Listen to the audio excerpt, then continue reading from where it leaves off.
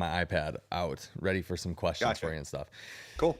So, what's up, everybody? Welcome back to another episode. Welcome back to Alive if you're watching this currently on YouTube. I am accompanied by Dr. Tyler Panzner. Dr. Tyler, what's going on? What's going on, man? Super excited to be chatting. Grateful to have the opportunity to spread my knowledge and insights on what I think is a very overlooked angle that can be used to enhance your health, not just with POTS, which we'll touch on, but other aspects as well, which I rule out, which I boiled down to using genetics to figure out what nutrients your cells need and, more importantly, don't need. A lot of people are given the wrong supplements, which can make their health issues worse. Heck yeah, man. So that's something that I'm super excited to talk about too. I've talked to quite a bit of people about that, is that depending on how you react independently to a certain supplement, it can actually be detrimental to your health. And so I think that there's so much misunderstanding out there, rightfully so. Like, there's so many arbiters of information out there when it comes to health, nutrition, science, things of that nature. And so it's kind of up to, I guess, the people who have a little bit of an audience to help sift through the bullshit, right? And help people on their journey. So real I don't quick. even know if I really call it bullshit too, because what helps one person could be bullshit for another, right? Yeah. And you have, I feel like my mission is to help people on an individual basis figure out which health information should they listen to or not listen to. You have some people saying eat carnivore. Some people say don't eat carnivore. Eat this, don't eat that. Take this, don't take that. It's information overwhelm in today's age. TikTok, Instagram, everywhere. It's just all this information overwhelm. And there's no real way to know what actually matters or not for you. Sure. Yeah. So we'll get into that definitely. So I want to real quick give you an introduction so that people kind of know who you are and what you're about. We are accompanied by Dr. Tyler Panzner. He is a Ph.D. scientist trained in pharmacology, cancer, neuroscience, and inflammation research, who has had a lifelong passion for understanding how substances affect the body. While his scientific training spans well over a decade, his passion for genetics and personalized medicine started 7 years ago, and he's pursued his goal of personalizing vitamin, supplement, and lifestyle protocols for each individual. He not only figures out exactly what your unique cells need, but also educates about which vitamins, supplements, and foods will clash with your unique biology. Using his approach, he believes that not only daily quality of life improves, but the risk of chronic illness, or chronic diseases rather, are greatly reduced. Dr. Tyler Panzner firmly believes that one's underlying genetic code dictates what the body needs to thrive. He's driven to genetically optimize the human experience of life through his holistic genetic health optimization practice. So, Dr. Tyler, let's talk about like your origin story first. Why did you get interested in this? Are you somebody who's been deeply engulfed in health and wellness for a long time, or did you deal with any sort of chronic illness yourself? What was it for you that got you into it? Yeah, so I've always been big into science. I remember, Crocodile Hunter, Steve Irwin, Jeff Corwin, I was really big into the animals. I wanted to be like a herpetologist studying reptiles or wildlife biologist. But once we started learning about cells, and I think it was high school biology, I was just fascinated that these cells are like mini cities. We're made up of trillions of them, and these cells make up our body, and there's a city inside of each one of these cells and all these little things moving around and stuff. So that's what really got me interested in asking why. I remember asking my teacher questions, and who would always come down to, Tyler, don't worry about it. You don't need to know that. I always want to know why, how things are actually working on the molecular level. So I did my bachelor's at University of South Florida down in Tampa.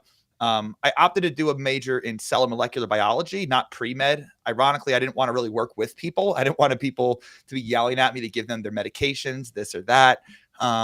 So I was focusing on how cells function during healthy and disease states. I remember organic chemistry, that lecture, the professor drew a structure on the board and said, this is caffeine. This binds receptors and wakes you up. I looked down at my coffee and I was like, oh my God, it's not just magic.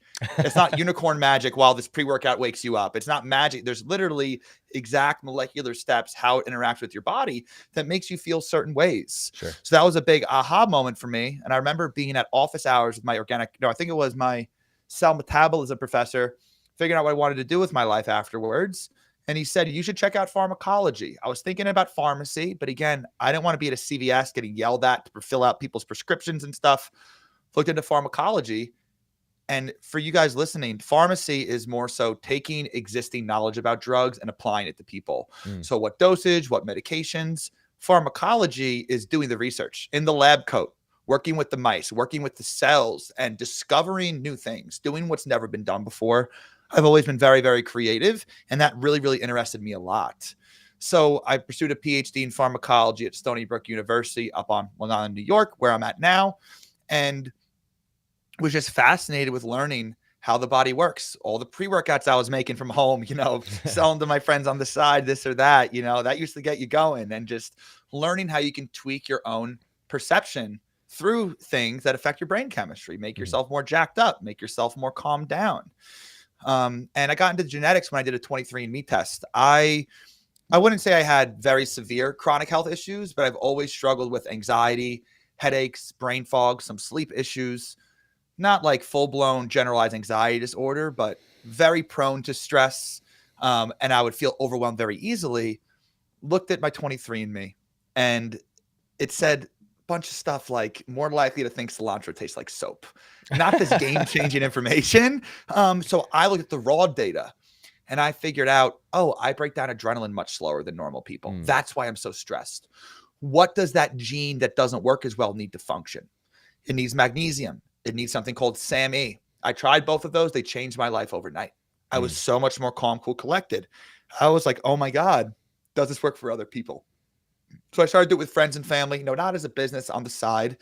And that was probably around 6-7 years ago. And 2 years ago, roughly to the day, I started my genetic health practice, where I'm looking at your DNA, not what drugs you need, but I help people get off of medications. I believe that, at least when it comes to mood, anxiety, depression, sleep medications, I think most people don't need those. There's underlying molecular issues, cellular issues going on, that we can use genetics to pinpoint what some of these issues are. I'll never claim genetics are like the only way to fix things, right? It's just another tool that I really don't see people utilizing this way. So I went all in on my idea, and it's been surreal how many people I've been able to help, and just getting started from here. And here we are now. Worked with hundreds of people thus far, changed their lives, help guide them what foods and supplements they should take and they should avoid to help optimize their experience of life. So for optimizing people's life, let's talk about that for a second, right? Are you the type of person that kind of jumps to supplementation and, drug intervention, or is it more so lifestyle intervention first? I tend to see a lot of people think that there's going to be a miracle supplement or drug, especially with the population that I work with. And more times than not, I tell them to hold off on the supplement and make these changes first, because as we know, the majority of people have like radical lifestyles that can be changed, that will probably do at least, I would say like 60% of the job. So many people are sedentary. They're eating like hyper processed foods. They're not doing anything to decompress or de-stress throughout their life. And they're actually adding more stress via alcohol or cigarettes and all these different factors that are lifestyle. So are you a person that tends to suggest lifestyle things before bringing the pharmacological part into it? Or is it the other way around? Or a third one, I guess, could be if somebody's like desperate, if there's a need, like an instant need. Do you recommend it? So I'm a firm believer in all the foundational lifestyle habits. I will never claim that supplements can outwork a poor lifestyle. My background is in pharmacology, and most people I work with, they're doing everything right. They move their bodies, they eat all organic, they've seen all these functional medicine doctors, and they still feel like crap. So most people are already doing the right things. So I tend to be more so on the supplement. I'm a very supplement forward practice, but when I work with some people I work with, they're like, yeah, my diet's crap. And, I tell them, just so you know, you're never going to be 100% not eating well. There's just only so much I can do as one person practitioner, right? I'm not a nutritionist, but I can let you know which healthy foods might actually be making you feel worse, because it's not just healthy or processed garbage. Now, of course, getting rid of the processed foods, getting your sleep, looking at the sun in the morning, not directly, of course, but getting that sunlight exposure in the morning. These are all foundational things, but the vast majority of my clients, they're already doing these things and they're not feeling good. Why are they not? Then we look at the genetics. That one supplement they're taking is actually making their adrenaline issues, their anxiety issues worse.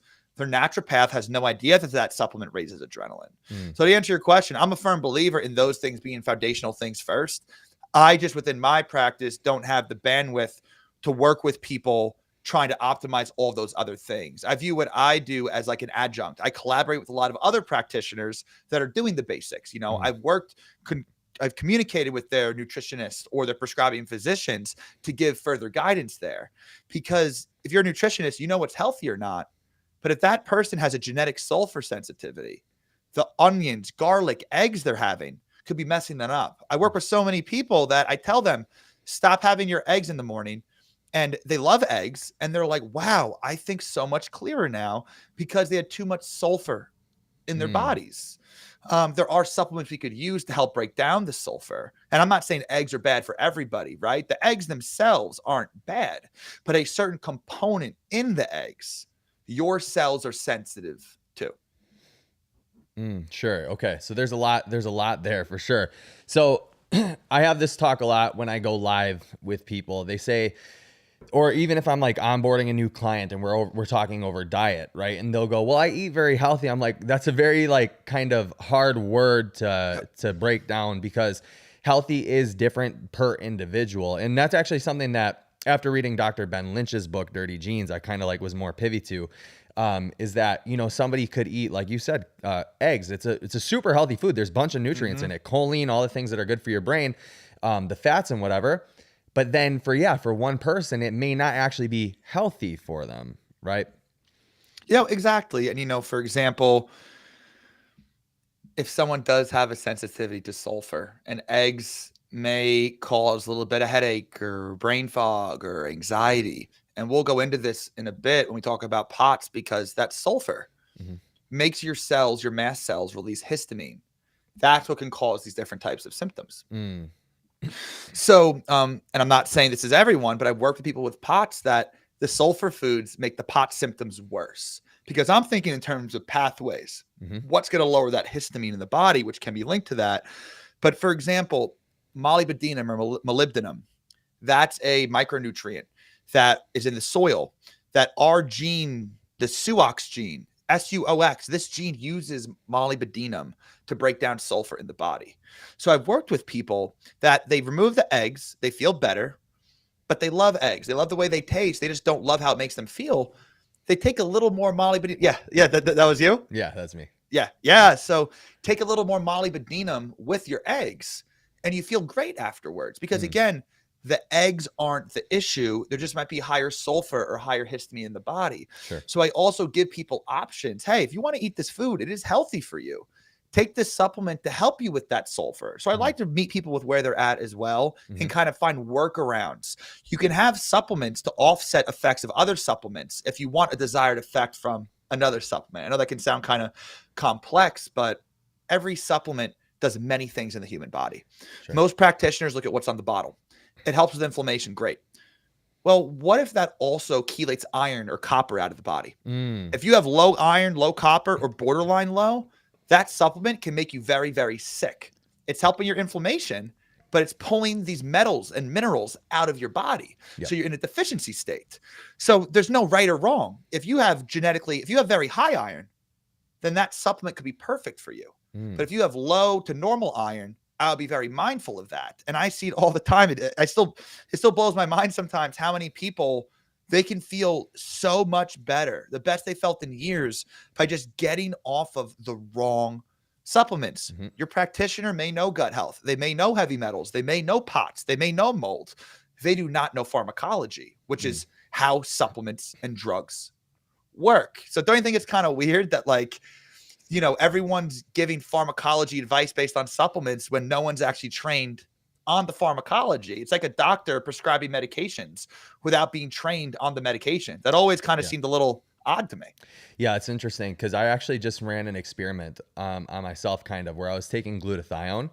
And, everybody's like, glutathione is the magic supplement. It's the master antioxidant. That all may be true. However, I started noticing that I was getting like shaky and almost feeling depleted by taking too much glutathione. I don't know if maybe you've heard this before. Yeah. And so what I did was I thought that maybe it was kind of decreasing the amount of iron, heavy metal, like certain metals that you need, or the minerals, whatever. And I started taking colostrum because of it, and it was like a miracle supplement. I don't know if those two would Mm. like go together, but it kind of made me connect a couple of things for myself. Well, let me tell you also, glutathione is very high in sulfur. Mm. Okay. So you see the dots we're connecting here. I'm all about pattern recognition here. Sure. You're sensitive to eggs, Mm-hmm. which are high in sulfur. So no wonder you'll be sensitive to glutathione, which is high in sulfur. Mm. NAC, alpha lipoic acid, MSM, these are all supplements that are higher in sulfur. Hmm. So you see already, like it could be the sulfur thing. It may be something else, right? But from my experience, I don't really use glutathione in my practice. I Hmm. want to give you the building blocks and help you make more of it yourself. I've had clients that break out in full body hives, like their skin's peeling because there's a massive histamine response because they're doing this high dose IV glutathione. Mm. And in the holistic space, practitioners recommend that like candy. That and N-acetylcysteine. They put people on both, which to Yeah. me makes no sense. Why would you take the Extra building block, the glutathione. glutathione, and take glutathione itself? It's just more sulfur. Yeah. And then they have them, they have them having like a garlic pill, high dose garlic for detox. That's also high in sulfur. Mm. So people had these migraines. They're Yeah. taking NAC, glutathione, garlic. And I'm like, good God, remove those. 2 days after, they're like, oh my God, you literally cured my migraines. Sure. And I'm like, it's crazy. And again, guys, I'm not saying this is everyone with migraines, right? There are different flavors of every ailment. Mm-hmm. Some people could be high blood pressure for migraine. Some could be low. Some could be sulfur. Some could be histamine. Some could be nitric oxide. A lot of different root drivers here. But again, you mentioned the glutathione. It makes sense with the eggs as well there. So imagine if you're someone starting your morning off with, eggs, maybe some garlic powder, like on the eggs. You have your liposomal glutathione. Maybe you have a cup of coffee. The Mhm. roasting process for coffee releases histamine. Oh, don't say that. Come So on. yeah, the cold brew is definitely better, but I never felt great on coffee. Have you ever Yeah. seen the meme where it's like a skeleton sitting in a chair and it's like when you caffeinate and it doesn't wake you up, it just raises your heart rate? Mm-hmm. Yeah. A lot of people feel like that. That's And me. I'm the same way. I never felt sharp from coffee. Sure. And I believe it's because the caffeine is working in your body. It's raising your heart rate. But the histamine is going to your brain and making you have the brain fog. Mm. So it's masking the cognitive effects. So imagine, again, the coffee in the morning, your liposomal glutathione, 3-4 whole eggs with some garlic powder on it. No wonder why you have this brain fog headache in the morning and you're off the entire day. We remove some of those things. I'll maybe utilize a low dose caffeine pill because caffeine doesn't have histamine. Mm. So you see the coffee itself might be the issue. And people are like, oh my God, like, I can't believe you made me not have coffee for 3 weeks, but now I went back and had it and it actually does mess me up. Yeah. Yeah. That's rough. That's rough, especially for me, because coffee is like my new beer, right? Yeah. Like I gave up drinking a couple years ago, and coffee's like, I'll go and I'll have the taste testing. I'll try different nitros or whatever. Yeah. So hey, Like I said, the cold brew is better for sure. A lot lower histamine overall. That could be something worth trying as well. yeah, we have some of that in the fridge. Thank God. Paper Street Yeah. Coffee. So hey, I wanted to kind of touch this because the mainstream narrative is kind of such that, like, if you listen to Dr. Mike Israetel's or the bio lanes, like Lane Norton, guys like that, they say a lot of times that most of your issues can be figured out just by like having, controlling calories, being in a slight deficit, lifting weights, all these different things. I tend to think that health is a lot more complicated than a lot of these guys make it seem. Because it's interesting because sometimes they'll take they'll go through hoops and ladders and talk about we were ancestrally we needed to lift weights and we require a certain amount of movement or whatever. But then they don't really talk about the nutrient part of it, right? Where like ancestrally we had way better food. There was more vitamins and minerals in the soil and things. And so, but they just basically talk about controlling calories and how that's going to change your life. How important do you think, I guess, how much data is there in the genetics realm to kind of back up the things that you're talking about, the things that we kind of believe in terms of histamine, genetics, and how diet can actually play a role? And it's not just exercise and limiting. Well, they don't even say limit sugar as long as it fits in your macros, right? If it fits your macros crowd. How much data is there to kind of support that instead of the mainstream narrative? Yeah. So first off, I want to make an important distinction that the goals of people like Elaine Norton, Mm-hmm. they're concerned with getting people from, obese or overweight to a healthy body weight, Yeah. right? I'm concerned with absolute health optimization. Mm-hmm. So the goals here are different, right? Like if you have a little bit of brain fog a couple times a week, I'm going to help you figure out why. But obviously losing weight, adipose tissue, these cells release pro-inflammatory cytokines. So of course that is a great way to feel better. But again, the goalpost is shifted. It's not just one thing to not feel as crappy. I want you to feel the best you could feel. Mm-hmm. So I am going to dig a lot deeper, and things that people may brush aside as, oh, I just had an off day. That to me is an issue we want to try and address.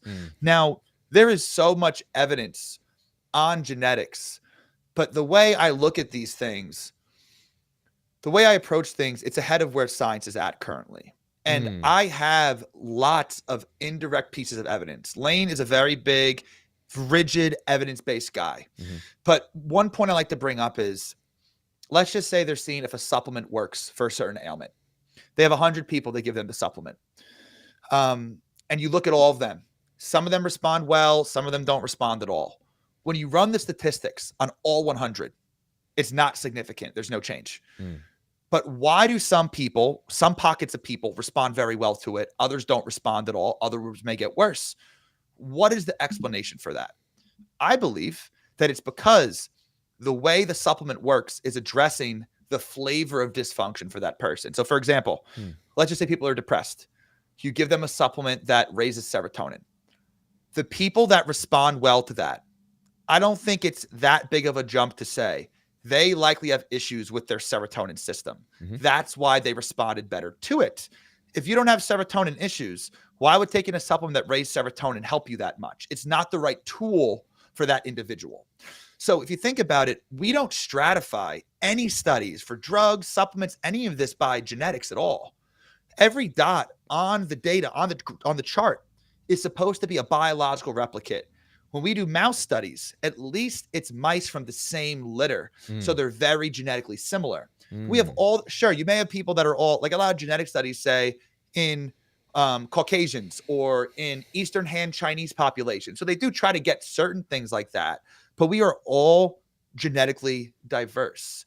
So you see what I'm saying? If you see a supplement, all 100 people, you run the statistics, it doesn't help.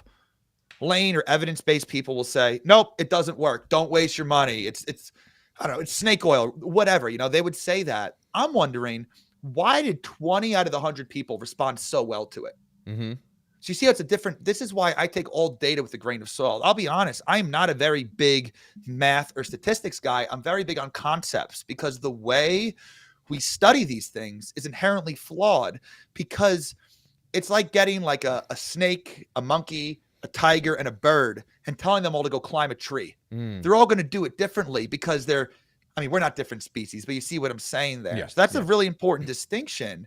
When you really think about that for a second and mull it over in your mind, if we were to separate people by that had more of these issues, we could really figure out why they're responding so well. So, like, for example, they've done studies that in children with mutations in how they break down histamine, they don't break down histamine as well.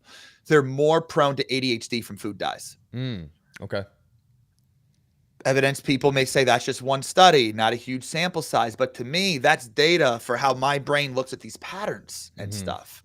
If you have that same mutation, it's linked to asthma. It's linked to allergies. It's linked to headaches. So it's linked to all these other things that are linked to high histamine.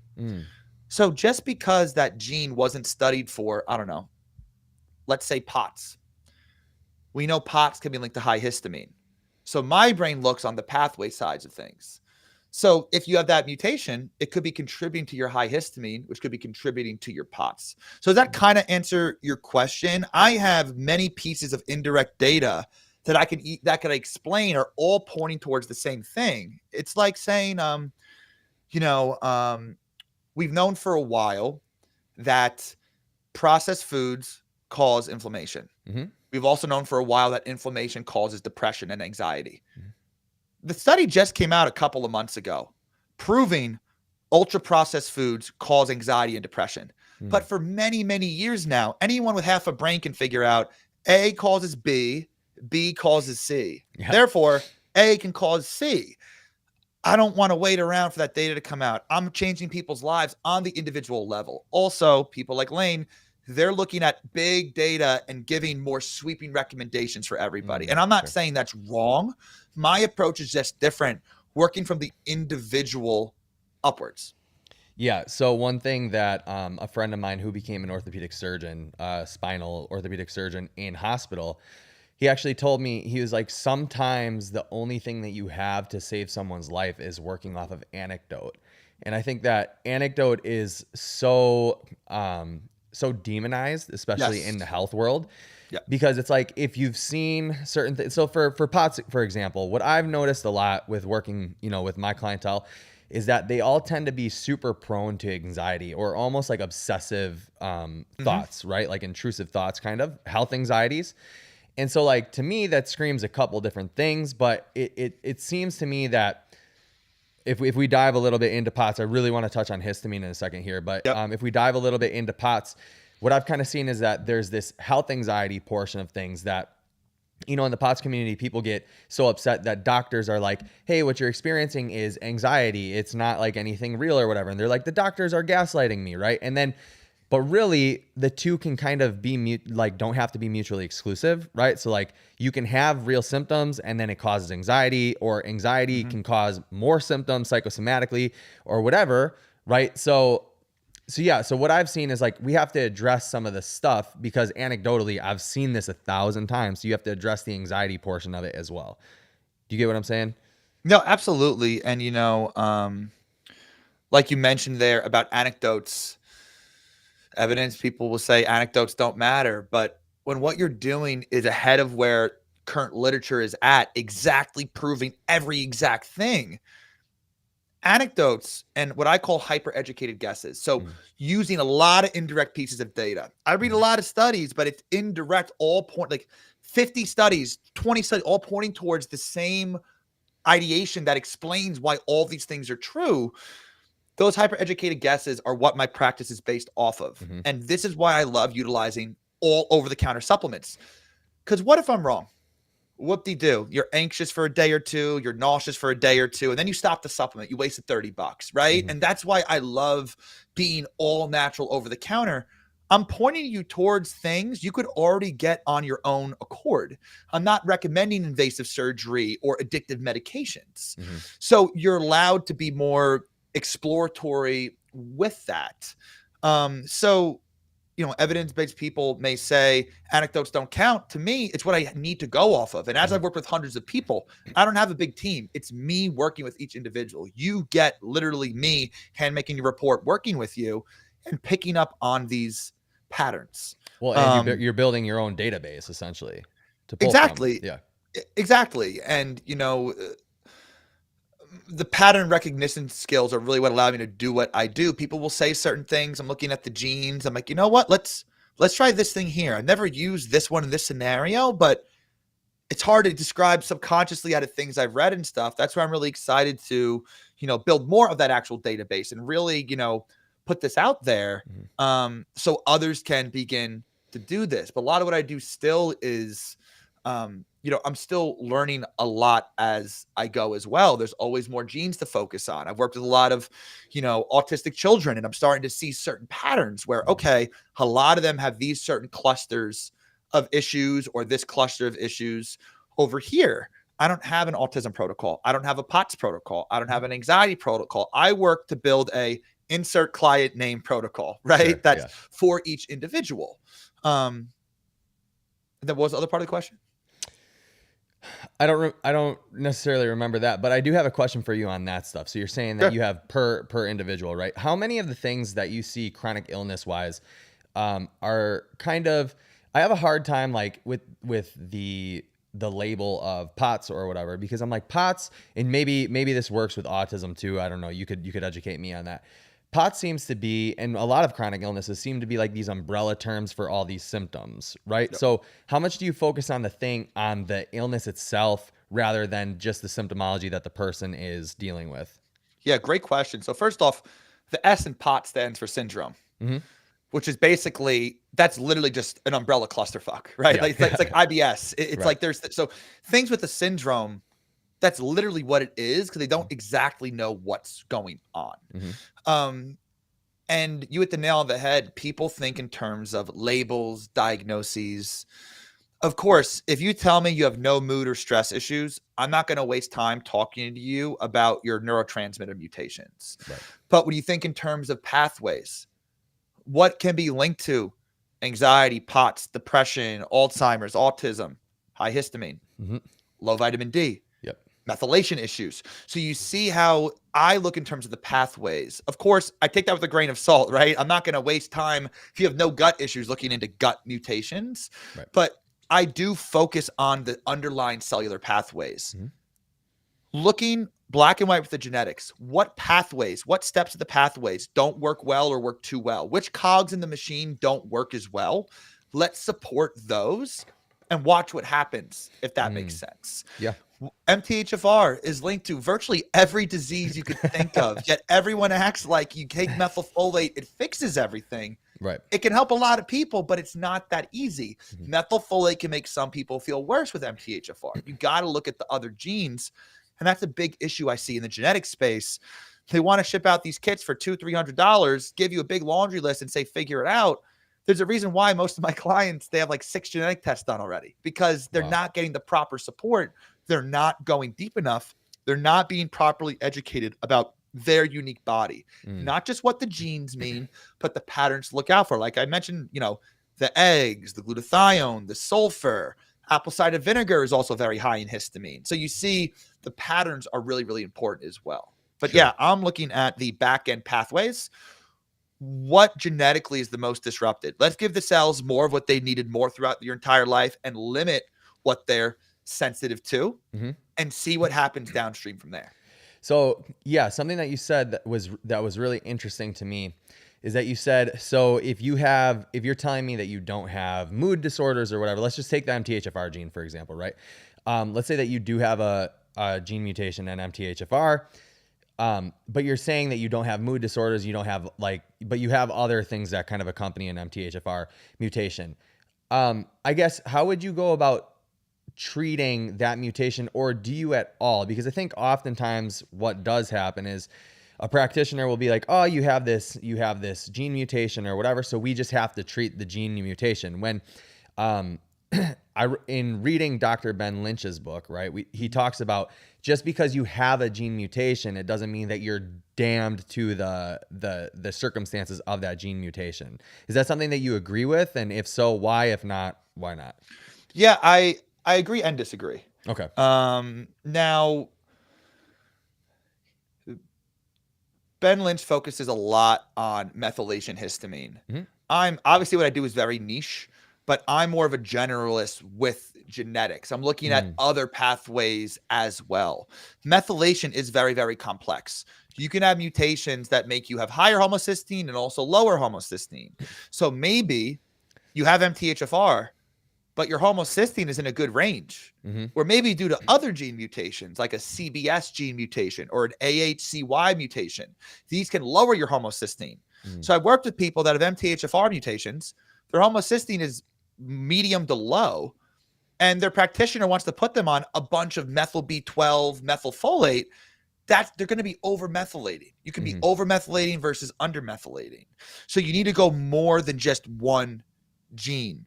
I'll see what people are eating as well. I'll talk about them, see how they're doing. And I think so many supplements are so overdosed. 15 milligrams of methylfolate. I usually start people on like 0.8 milligrams of that, maybe 1 milligram of that. I start slow with that because there's other ways to lower homocysteine other than just taking methylfolate. One thing not a lot of people are aware of is methyl nutrients. They do help us methylate things, turn genes on and off, make neurotransmitters. They also help us convert dopamine into adrenaline. Noradrenaline into adrenaline. So someone like me, I believe you as well, we had some slower breakdown of adrenaline genetically. So I try methyl vitamins. If I can only handle a little bit of them, I get very overstimulated and anxious because I'm very sensitive to that adrenaline. So all these factors come into play, like certain mutations. If you're hardwired to never convert vitamin D to the form your body needs, you need to take the pre-activated form. But things like let me put it this way. Ben Lynch is right regarding things that are cycles or networks of different things. But when there's more linear pathways, A to B to C to D, and that's pretty much the pathway. If you can't convert B into C, that's a genetic hardwiring. You need to take more of C, right? Yeah. So it does depend on the pathway, but Ben Lynch focuses primarily on histamine methylation, and they're both connected as well. Methylation is involved with breaking down histamine as well. Let's talk about methylation real quick. Can you give us like the preschool introduction to what methylation is? And then after that, we'll talk about histamine as well. I would also, if you could talk about why that would be important for people with POTS, and then this might be a little bit difficult, but you're a smart guy. And for athletes too, because I know that a lot of like even high level CrossFitters will be watching this when I put it to my other channel. Because I personally think that histamine and methylation are something that athletes specifically should be paying a lot of attention to. Absolutely. So methylation in a nutshell, it is the foundation of how our cells, well, let me put it this way. Genetics is the genetic code. That protein you make, that MTHFR protein you make based on the gene, it will always be mutated, always. But how much of it are you making? How much is being expressed? So you methylate the genes to turn them on or off to make more or less of them. So seasonal depression, for example, less sunlight, you make less of the genes that make serotonin and dopamine. That's one of the main drivers of seasonal depression. So the vitamin D regulates that. That's why you take vitamin D. It can help with seasonal depression. So methylation, one of the main purposes is to turn the genes on and off, make more or less of these proteins, the workhorses of your cells. Another main function is to make neurotransmitters. So it's also used to make glutathione. So one thing that happens is that when you have inflammation in the body or oxidative stress in the body, your body will make more homocysteine, which is used to make glutathione to fight these things off. But then you may not have as much methylation ingredients to make your neurotransmitters. That's why sometimes you're inflamed, you get brain fog, you can't make as much neurotransmitters. You can't heal yourself and turn the right genes on and off because your cells are dedicating everything, all the methylation, towards making that glutathione. And what happens with people is homocysteine goes up. Most people think homocysteine, when it's high, it's too high or too low is bad, but most of the time it's too high for people. It raises up because your body is trying to make glutathione.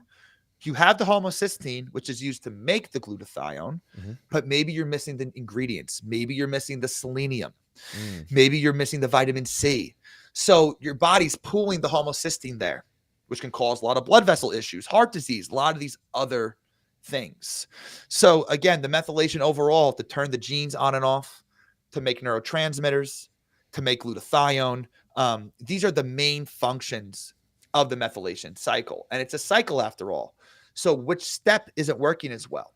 There's probably around a dozen genes or so mainly involved in the methylation cycle that can be mutated in many different areas. So this is why people come to me, I got MTHFR checked. I'm like, okay, cool. That's telling us basically nothing. Yet people build full protocols just around one gene, which to me doesn't make any sense. Now, histamine is a neurotransmitter that our body makes. It wakes us up. It makes us alert.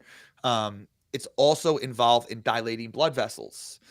So people think of histamine as just being involved with allergies. Well, high histamine can be linked to brain fog, anxiety, depression, psoriasis, eczema. During inflammation, your cells release histamine as well. So your brain's making its own histamine just for you to function, affect your mood. During inflammation, you also release histamine. So this is why too high of histamine from a food, it can feel kind of like you're infected with something. There's other bad stuff released during actual infections aside from just histamine, but you can feel that kind of, I call it the blah, blah feeling overall. Wired but tired, headaches, brain fog. A lot of the time it has to do with histamine. Histamine is a vasodilator. It dilates blood vessels. What is POTS? POTS is when you stand up and there's vasodilation. So so when you tie that back to POTS has been linked to different types of infections. Well, guess what? When you have an infection, your body releases histamine. Mm-hmm. along with other things to clear the infection. So it's also histamine intolerance has been linked to POTS. It dilates the blood vessels. Exercise releases histamine to dilate blood vessels. So I worked with people that have bad histamine intolerance, which is when your body has a hard time breaking down histamine. So very high histamine a lot of the time. These people will like pass out when they're working out. They'll Yeah. black out Mm-hmm. because their blood pressure drops. Yeah. So you see, my mind looks at the patterns. It seems like a distant cousin, a kissing cousin of POTS, right? They have it when they're working out, but you see on the pathway side, histamine could be a factor of all of this. Mm-hmm. I believe we were talking about before the call, pine bark extract, pycnogenol was something that helped you out a lot with your health journey Mm-hmm. based on the genes that we saw for you. And what do you know? That's been shown to help with athletic performance Mm-hmm. because it could help with blood vessel support. It could also help with histamine as well.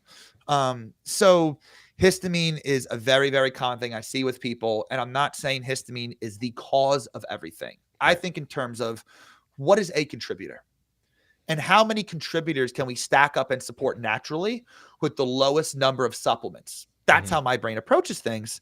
And again, I'll never claim I cure everyone of everything. Any doctor that says that, that's kind of a red flag. But whether you're 90% better in a week, I've had that. Whether you're 20% better in 2 months, I've had that as well. Getting crystal clear on what you need can help a lot. I believe you had, and I have this as well. I think it's BCL6 and STAT6. These are 2 gene mutations linked to increased allergic signaling.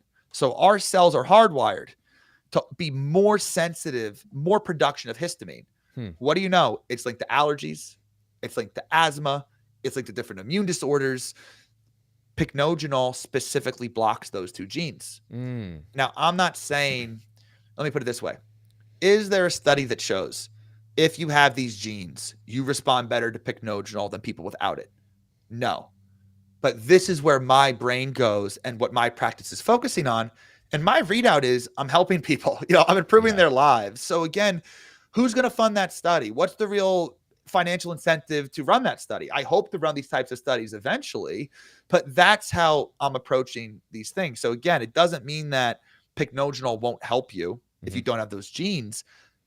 But if you have histamine issues, it definitely can help you. It's also been shown to help with PMS and menopause, which are also symptoms due to high histamine. So again, the patterns, right? Anything that's linked to higher histamine, I think pycnogenol could help. And a lot of studies, like I mentioned, the allergies, the asthma, sleep, headaches, ADHD. There's data on this supplement helping with all of those. It's interesting because, when I took pycnogenol, I remember the next day I had like a heavy Metcon day prescribed by my coach. And it was weird because I hadn't felt this way in such a long time where I wasn't as fatigued. It like felt like my blood was actually making the movement that it needed to make. Like my heart was functioning like a pump as it should. And I felt like I had a third lung. You know how Matt Fraser, I don't know if you know who that is, but he always talks about how beta alanine, it made him feel like a third lung. And I'm like, I don't think beta alanine works that way, but but pycnogenol actually made me feel that way. I didn't have to take as much rest. And then the thing that I did notice, the vasodilation, right, was going from laying down to standing or sitting down to standing. I wasn't having these weird like seeing stars or blacking out. And that's something that I do deal with quite a bit. I try not to talk much about like my symptoms and things of that nature especially on this channel that we're talking about specifically, just because I don't want people to people with chronic illness tend to like latch on to other people's symptoms and stuff. Yeah. You gotta be very careful. Absolutely. Yeah, you do for sure. But I don't mind you bringing up the things that we saw in my report at all. Actually, I've been looking for it. So one thing that you did mention though too was histamine and methylation, and it's a cycle. And trying to figure out which part of the cycle is being blocked or which one's not working rather. So what are some of the things that you look for to figure out what portion or what part of the cycle is blocked? Does that question make sense? Is that a proper question? Absolutely. Cool. So I'm the genetic guy, right? So I look at the genetic mutations. So for example, MTHFR or any of these genes can be mutated in multiple different areas. So it's not so much, do you have an MTHFR mutation or not? 95% of my clients have a mutation, but how many do you have? And if there's another gene that can kind of trying how to word this, kind of antagonize MTHFR. So when your MTHFR doesn't work, usually can lead to higher homocysteine. I mentioned the CBS and AHCY genes. Those mutations make the gene work faster. MTHFR makes it work slower. Some gene mutations in a given gene make it work faster, some make it work slower.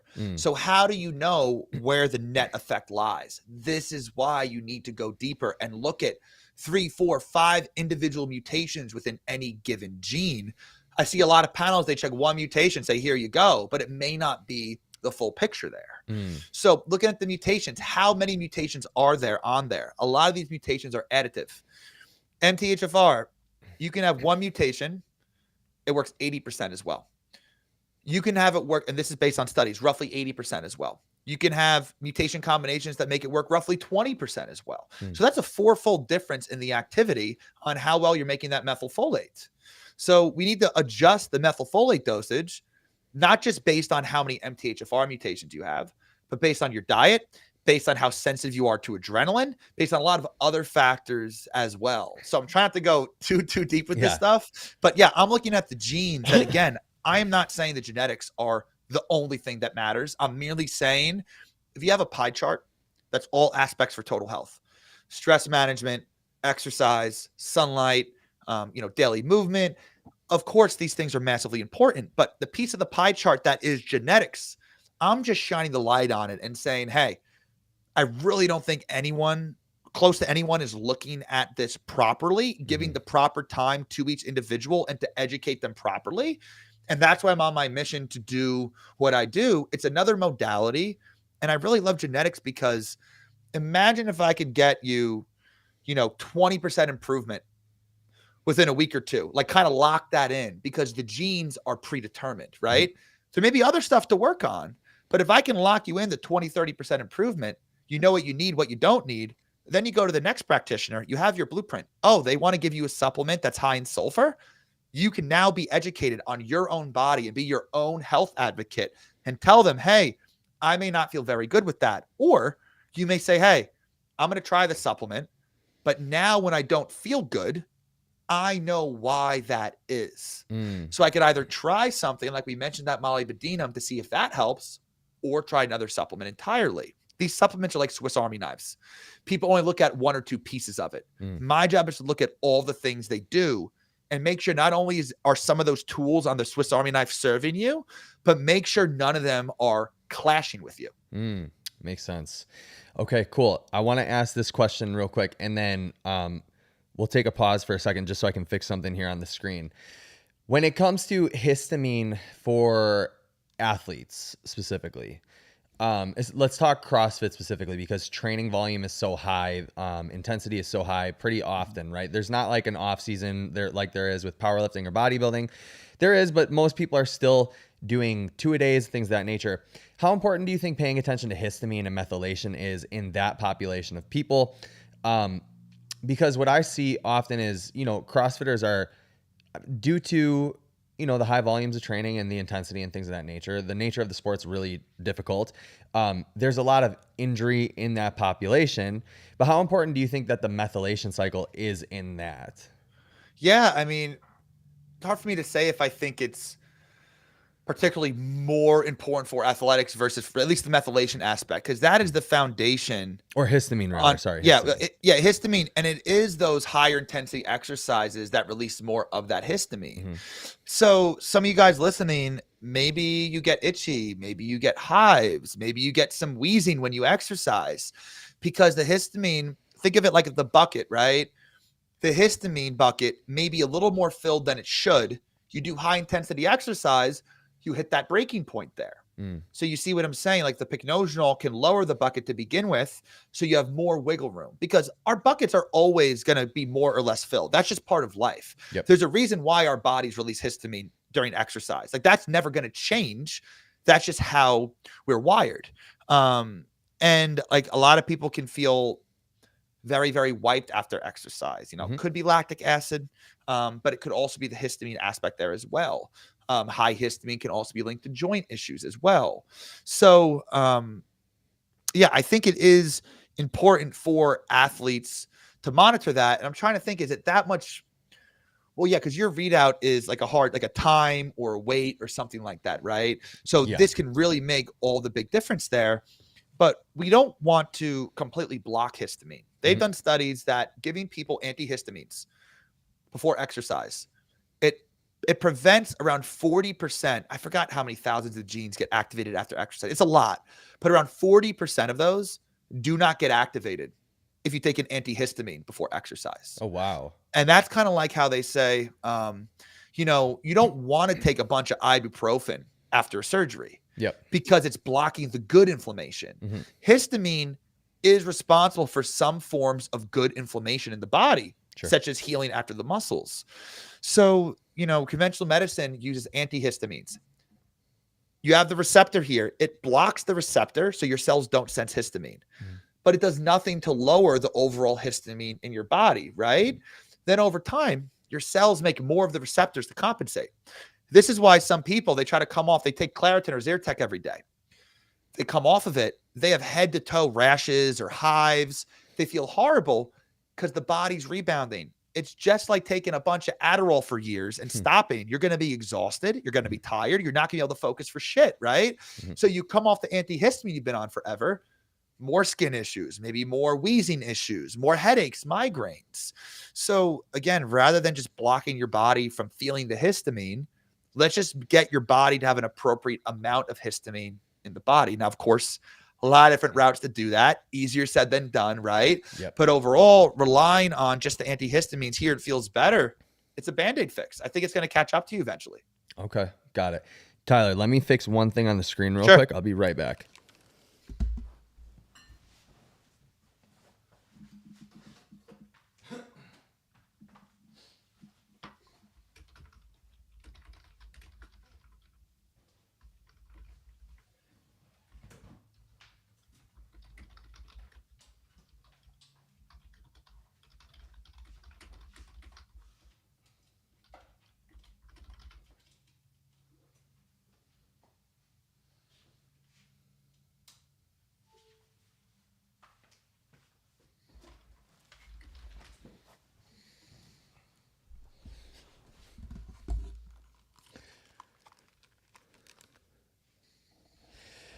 All right, we're back. Sorry about that.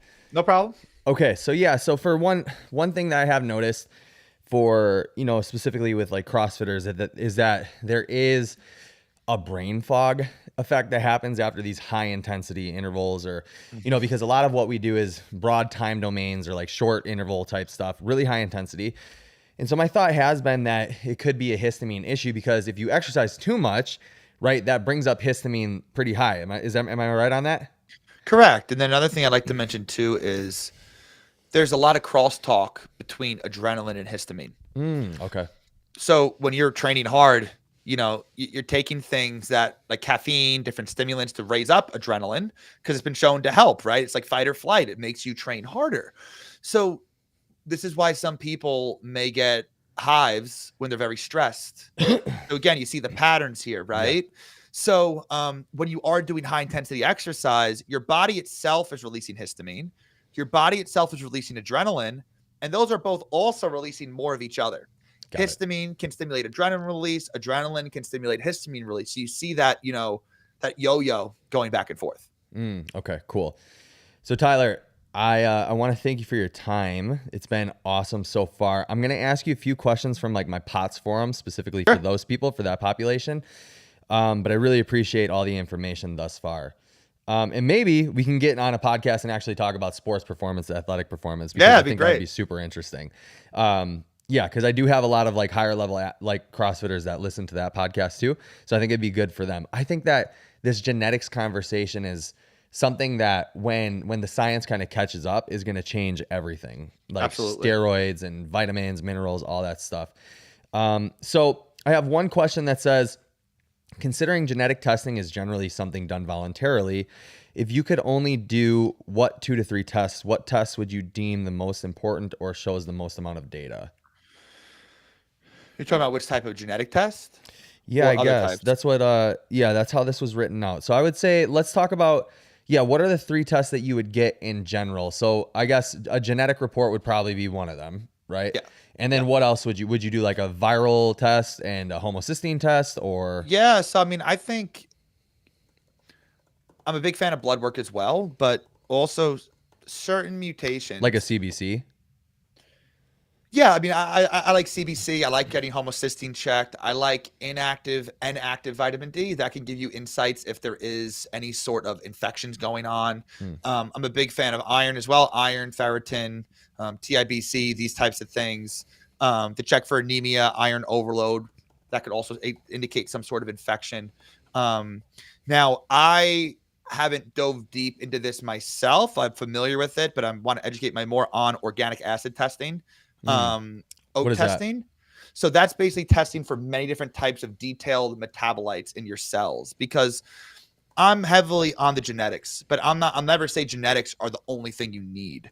So you can cross reference your genetics with specific metabolites of, let's say, the methylation cycle and confirm, okay, that gene that says doesn't work well genetically, the thing it makes, you're actually low in that thing. So it Hmm. can really prove to us with the snapshot, kind of what we mentioned about Ben Lynch, just because you have that gene mutation doesn't guarantee that that's a major issue for you. Sure. So that organic acids test can help supplement that as well. Hmm. Um, I have worked with people for hormone issues with Dutch test, more so I can read certain parts of it. I'll never claim I'm a Dutch expert. I usually collaborate with people on that. But hormones are very, very important for health optimization as well. Yep.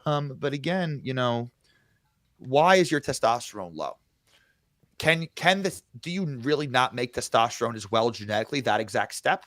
That's possible. Maybe you can't make DHEA as well.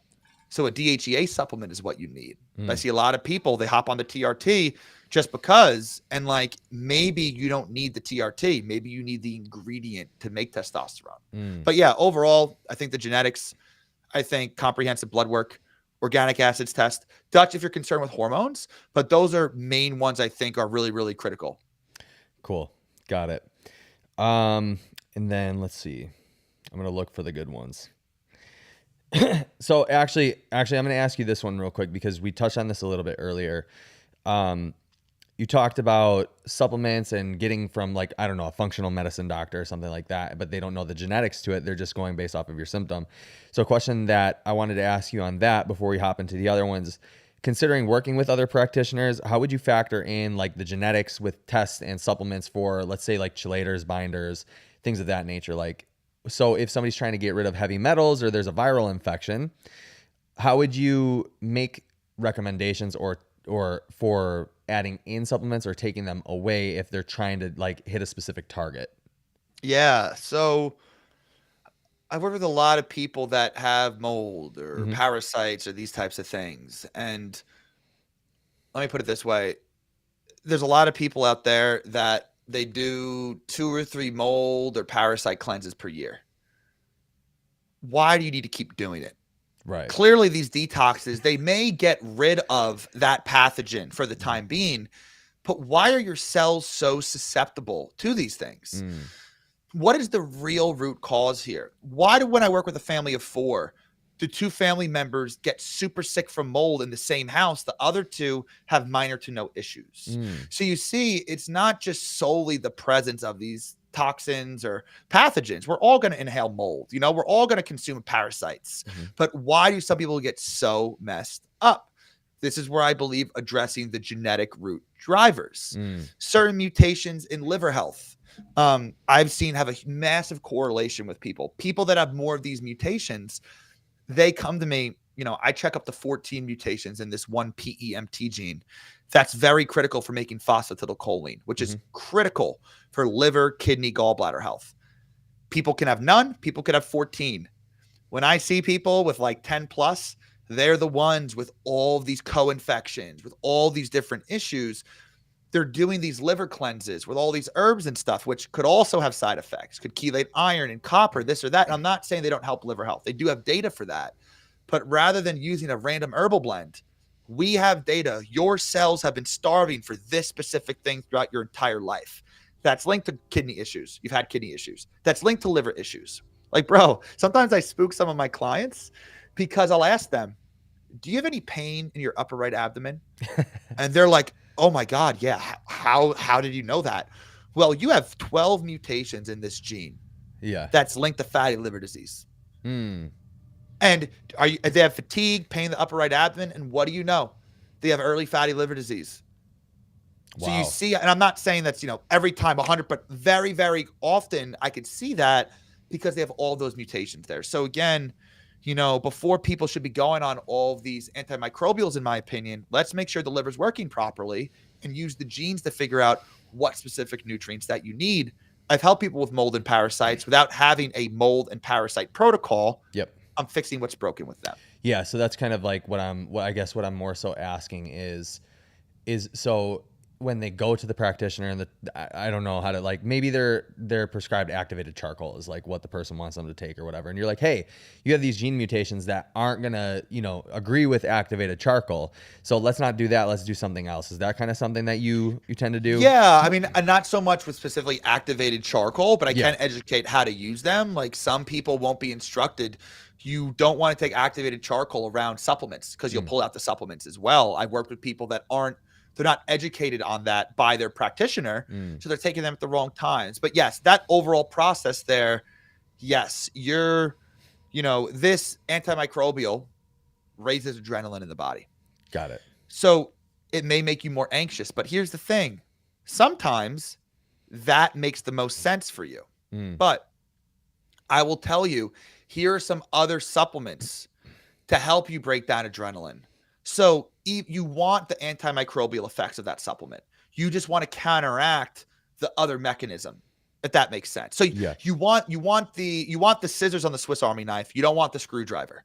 So we're going to give you a supplement that basically like masks the screwdriver, so you could still have that type of blade. Does that make sense? Yeah, it does. Yeah, absolutely. So the next question that I have for you would be, how can supplements help POTS, MSAS, MALS, brain fog, memory, fatigue, stuff like that? Let's touch specifically on MSAS because I think it's kind of one of those things that has become almost trendy and super popular, and probably, in my opinion, isn't really as much of an issue as a lot of people would tend to believe it is. But maybe you can speak to it more. Yeah. So the lines are very blurred between histamine intolerance, which is very, very common. Yep. I have that. I'm very sensitive to histamine. MCAS, mast cell activation syndrome. The main difference in that is your mast cells, the cells that release histamine, Yep. they release things other than just histamine. Histamine intolerance, there's a lot of histamine being dumped, not a lot being broken down. Okay, that can have its own host of issues. MCAS is when the mast cells also release other inflammatory molecules like TNF alpha, like interleukin 6, like interleukin 1 beta. These are other pro inflammatory molecules that can feel a lot worse than just histamine intolerance. But where's the dotted line there, right? You need very advanced testing, and it's not super, super accurate to determine whether or not you do have MCAS. But again, whether it's histamine intolerance, MCAS, POTS, we know histamine intolerance is linked to POTS. We know MCAS is linked to POTS. So again, I keep coming back to, again, the way my brain looks at these things. Let's just work on finding out which gene maybe can't break down histamine as well. Maybe you can't make a certain nutrient that fuels the gene to break down histamine as well. So my goal is to help you educate. Also, let's limit what foods are going to raise histamine in your body. Let's get a food allergy test. I ate peas and almonds every day throughout my Ph.D. I was quite allergic, but all I got was more brain fog and anxiety. I thought I was getting poisoned at my lab because I had brain fog every day. But guess what? I would go and tend to my mice, the mouse colony for my experiments. I'm allergic to mice. I inhale it, dump histamine. I go and eat lunch, peas and almonds. I dump histamine. I felt like garbage. Yeah. But you see how, like, educating people about those factors, I'm not saying that will cure your POTS or your MCAS. But if we can lower your histamine load by 10, 20%, you will feel better. But is there maybe a mold or a parasite in the body making you dump more histamine? Yes. We can work on that long term, but I also want to help educate you The high sulfur foods might be raising more of your bucket. Again, not that it's the cause, Yeah. but I want to help you feel better in the moment. Got it. Yeah. So I think that one thing that I oftentimes do with people is I tell them, when they become a client of mine, I'm like, track every single thing that you eat for 7 days, and then track your symptoms between a window of like 30 minutes to 2 hours, because whether you eat the same foods or not, we can kind of draw lines and draw so like, let's say that you have a piece of cake and then a cookie on Thursday or something, like a piece of cake on Monday, a cookie Thursday. We can draw the line and be like, okay, maybe it's the sugar in those things, you know what I mean? Certain ingredients or whatever. So let's just cut out refined sugar for a week and see how you feel. Those types of things. Does that make sense to you? Yeah. Absolutely. Like I said, I think 90% of health is pattern recognition. Yeah. What I really do for people is that I pick up on dots that other people miss. Mhm. I help you connect the dots, and I want you to continue to connect the dots for yourself. Like a lot of my clients, they feel better. I got an email 2 months later. They're like, I've been feeling so much better. Thank you. I went out to eat with friends. I felt horrible. I Googled the food. What do you, like you told me, it's high in X thing that I'm sensitive to. Yep. So they connected the dot for themselves.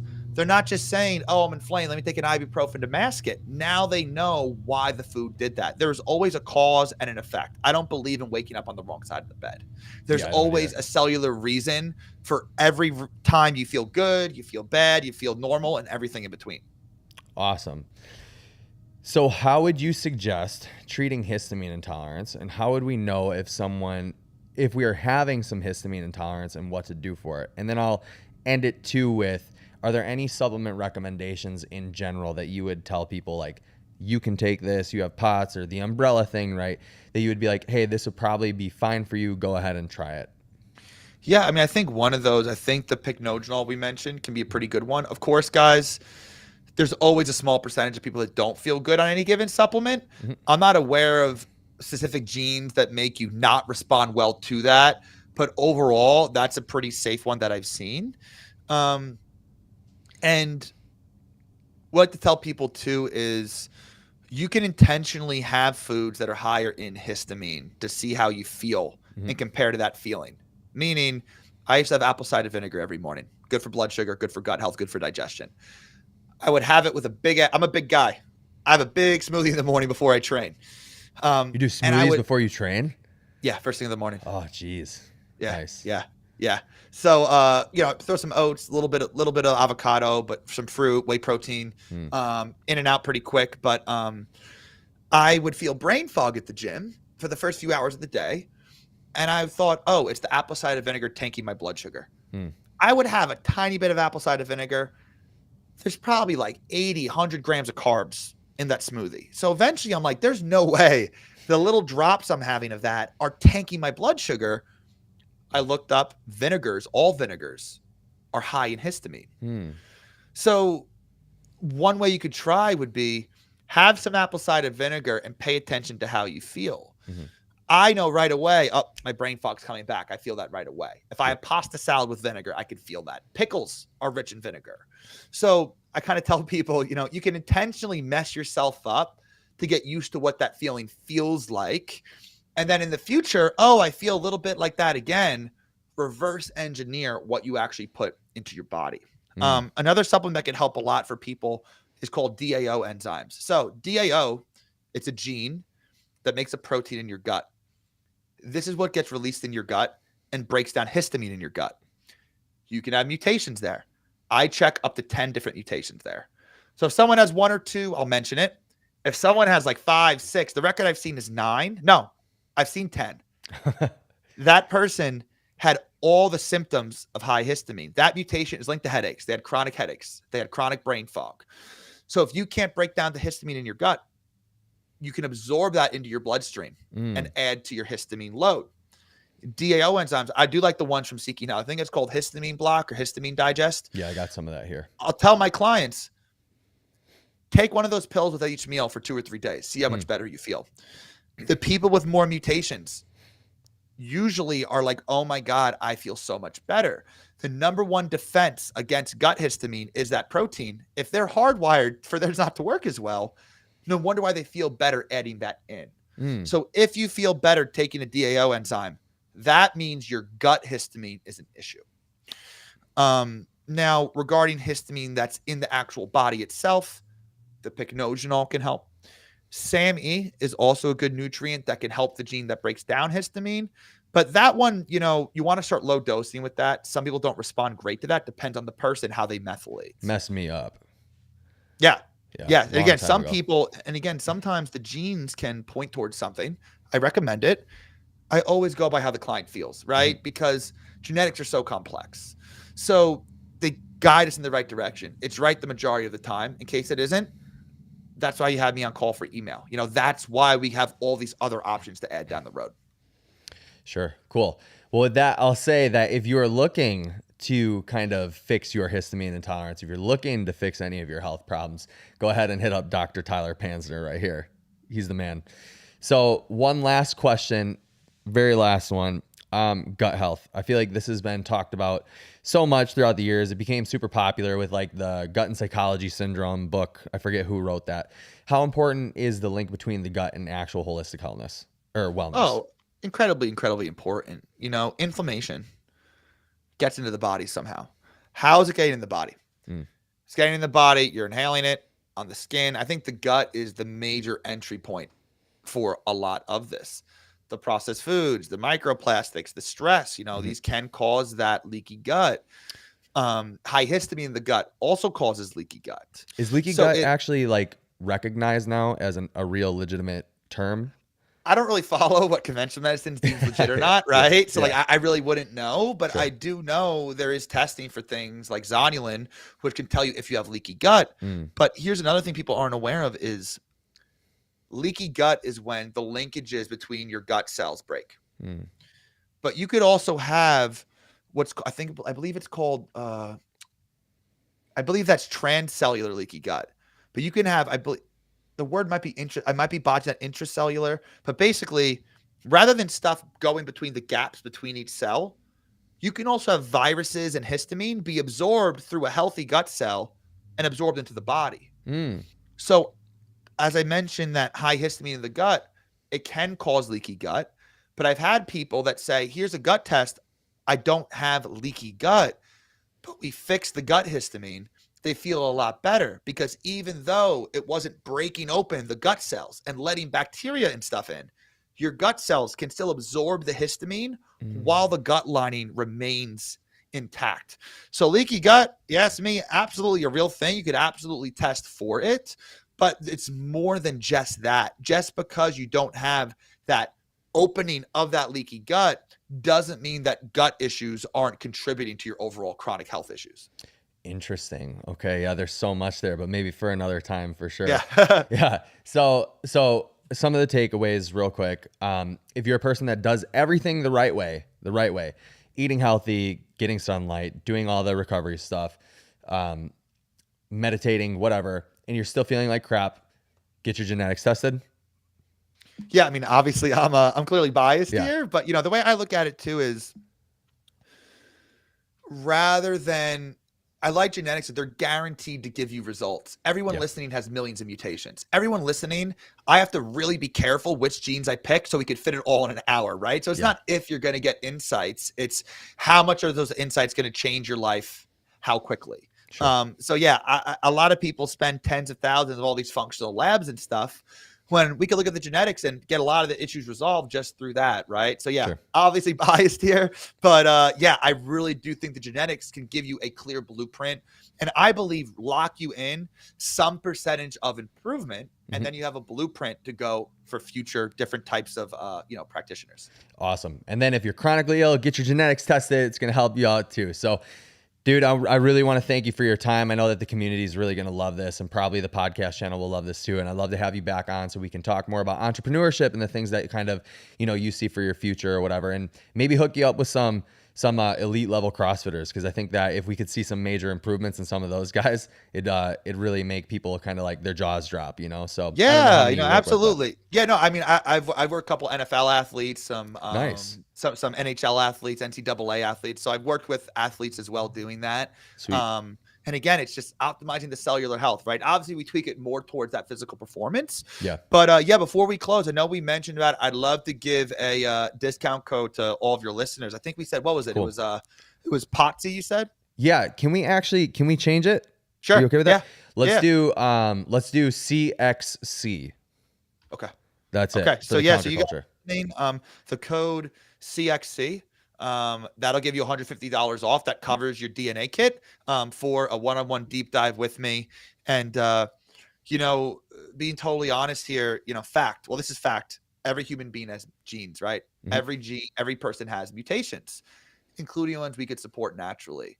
So I don't just work with people that are very, very sick. I work with high level executives. I work with high level athletes that feel great. They just want to see where the real ceiling is for their health. And people that think they're at a 10 out of 10 every day, the vast majority of the time, I think they're at an 8, 8.5 out of 10. And Oh again, hey, yeah. I'm not saying that's a bad spot to be, right? But there are levels to this. And each year I'm like, how much better can I feel, right? I learn more and Yeah. more about my body, feeling better and better. So yeah, man, really, really appreciate you having me on. Hope you guys listening got some good nuggets out of this. And yeah, looking forward to continue to advance my mission about hyper personalization, proper supplement education. Heck yeah, man. I appreciate you so much. Thanks again, Tyler. Thank you, bud. Take All care. right. We'll see you later.